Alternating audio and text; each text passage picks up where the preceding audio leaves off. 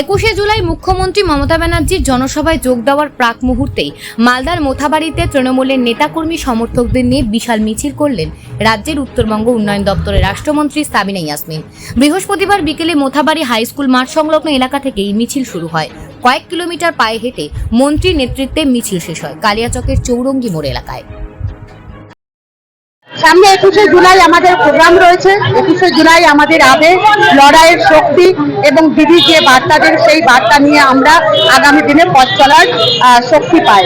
সেই হিসেবে 21শে জুলাইয়ের কর্মসূচিকে সাকসেস করার জন্য আমাদের বিভিন্ন অঞ্চলে মিটিং হয়েছে।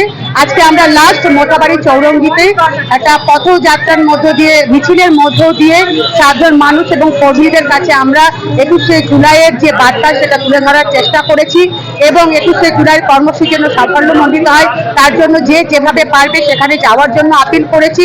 এবং শুধু তাই নয়, তাদের স্মরণে আজকে আমরা 21শে জুলাইয়ের যে 13 জন নিহত হয়েছেন তাদের স্মরণে আমরা বিভিন্ন জায়গায় বিভিন্নভাবে এটাকে স্মরণ করার চেষ্টা করছি। তাই আজকে 21শে জুলাইয়ের কর্মসূচিকে সাফল্যমণ্ডিত করার জন্য মিছিলের মধ্য দিয়ে সাধারণ কর্মী মানুষের কাছে একটা বার্তা দিলাম যে আমরা আছি, শহীদের রক্ত হবে নাকে বাধ্য। যতদিন তৃণমূল কংগ্রেস আছে ততদিন 21শে জুলাই আমরা করছি এবং 21শে জুলাই যে 13 জন নিহত হয়েছিলেন তাদের আমরা কোনোদিন ভুলিনি এবং তাদের ভুলব না।